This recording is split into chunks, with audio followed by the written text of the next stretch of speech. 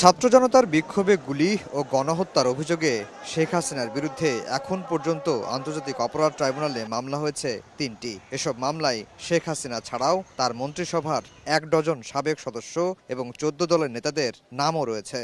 আসামির তালিকায় আছেন পুলিশের সাবেক মহাপরিদর্শক সহ ঊর্ধ্বতন কর্মকর্তারাও। মঙ্গলবার ট্রাইব্যুনালে তদন্ত কর্মকর্তা জানান, ট্রাইব্যুনাল পুনর্গঠন হলেই শেখ হাসিনা সহ যাদের নামে গণহত্যার অভিযোগ এসেছে সবার বিরুদ্ধেই গ্রেফতারি পরোয়ানা চাওয়া হবে।